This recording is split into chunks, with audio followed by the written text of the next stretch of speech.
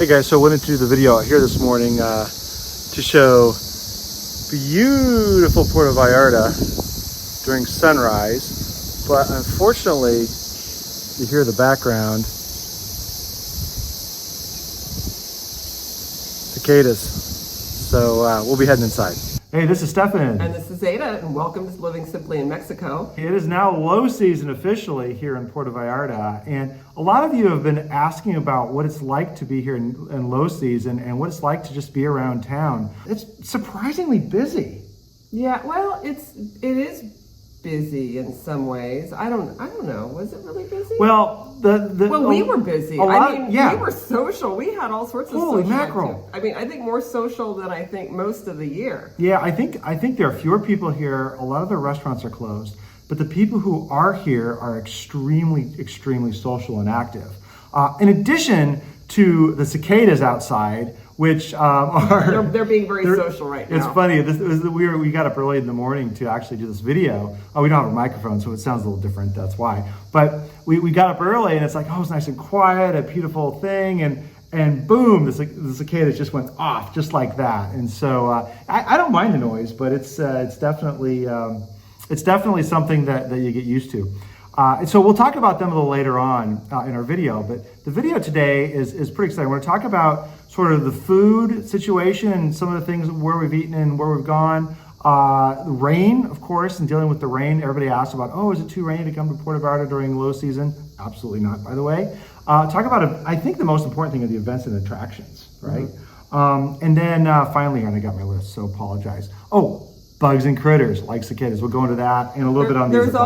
There's always a critter of the month, a critter of the video. So we didn't know what critter it was going to be. Iggy, our little iguana, has not been seen. So. No, but the cicadas, they're definitely here. All right, so let's get into first. Let's talk about some of the things that we had done around, just feeding ourselves and going out. One thing we try to do is go out to Vegetalia, and of course we realized before we realized they were closed. We were raining. It was raining quite a bit, and so we decided to stay in for dinner. And so this is how it looks. So Ada, what are we making this evening since we got rained out of Vegetalia? BLTs, baby. BLTs. All right.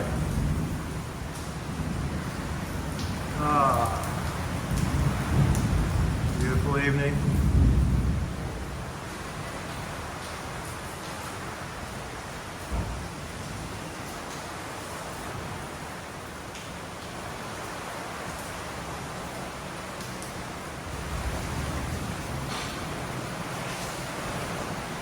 All right, so clean the lens, huh? Help? No, me worse. Oh well. Woo! Winded.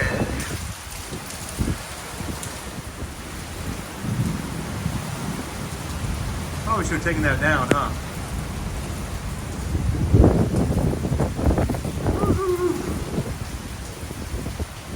Not with the lightning going on. Then when we finally tried to go out to see Vegetalia, we got there and they were closed, as we should have expected. And so we went to La Chata, which is also one of our favorites down there, just on the Malecon. It's a great place to see everybody walking around. La Chata is actually one of those places we just like because it's up above, and you're on the Malecon without feeling like you're on the Malecon.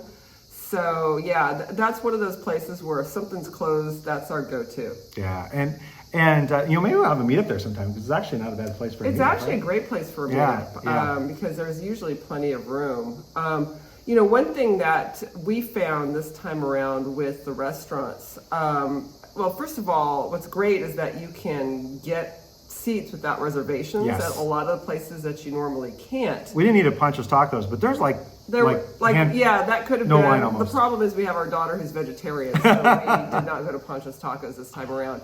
But what I was going to say is that do keep in mind, though, that a lot of places that maybe are your favorites may have a reduced menu because it's lower season and they don't have the staff, and it may also take a while to get served.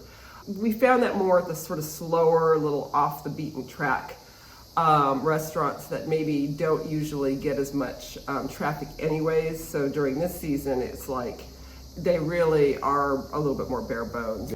So Ada, tell us how you avoid the rain without having an umbrella if you did not have an umbrella. You look for overhangs. You memorize those routes with overhangs. Yes. Because we are minus one umbrella between the three of us here. And it's not raining much right now, but on the way back home, It'll pour. it'll pour. And then you got to make the decision. Well, if you got an umbrella, you're not going to want to, you got to be careful walking under the overhangs because then they really drip hard. So Yeah. it's not necessarily a completely dry experience. So I do have a tip though. Do not wear white t-shirts if you're a female, unless you want to. And if you're wearing like a top that's kind of light colored, when you get water on it and looks dark colored, it's gonna look really splotchy. So those are my tips. So Ada, this is your good rain outfit, right? Well, I walk without the umbrella most of the way.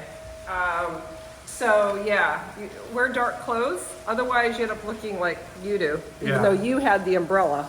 Yes.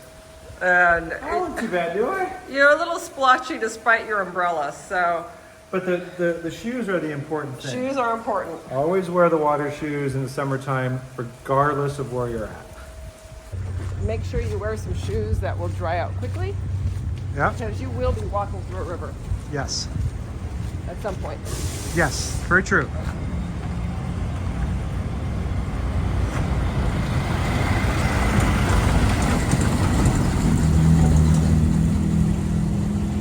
Boba Loca switched locations and had a grand opening. Yeah, they had a new grand opening for those boba tea lovers, which would include. That's where my daughter is really. Our daughter, sorry. I have the, She always says my daughter. It's like, I have the habit of saying my daughter. It's our daughter. She's our daughter.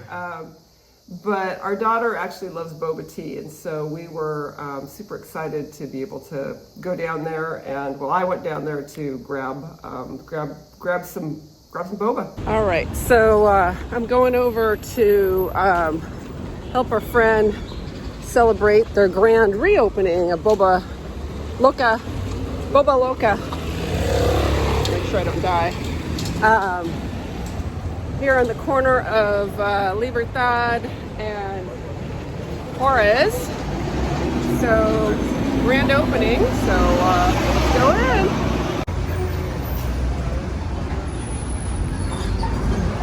Let's get a little bit of this. So here we've got Greg, who is founder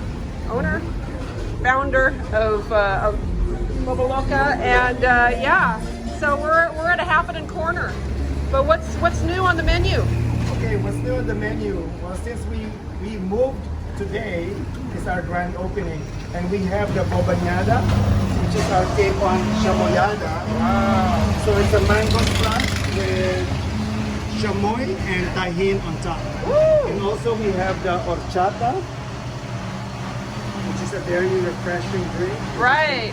All right. Definitely unique boba. All right. I got the loyalty card. I'm getting my bobas to go, and yeah, it's cool. So we're already brainstorming on ideas of potential events. Miss Marketing person. Yeah, I'm thinking, and comment if you think doing a boba tasting would be kind of a fun thing to do, because I think it would be. So, anyways. This is not something that we're into, but we, for the first time after being here for many years, ordered Domino's pizza. And we just wanted to chronicle that experience for folks, because our daughter, of course, is totally okay with that and doesn't necessarily want to go out in the rain. So they had a nice little web app that you could use, and they track the person, orders taken, it's in the oven, it's picking up, it's coming here by motorcycle, and boom. Yeah. All right. Our first Domino's pizza. I haven't had Domino's since like $5 pizza night College? at Yes, UC exactly. Davis. So, So was it 298 pesos, free delivery, plus a tip, of course. oh, pretty Let's good. see. Awesome. Did we get what we needed? Hopefully there's pizza in there. I don't know how to open these things. Oh, yeah. There we go. All right. I have to say, if you need some sort of basic sustenance, That's not a bad way, especially That's- if you have a teenage daughter. Yeah, I mean, the last time I ate Domino's pizza was College? I was a freshman in college. But you too may need that service someday. And actually, it was not too bad.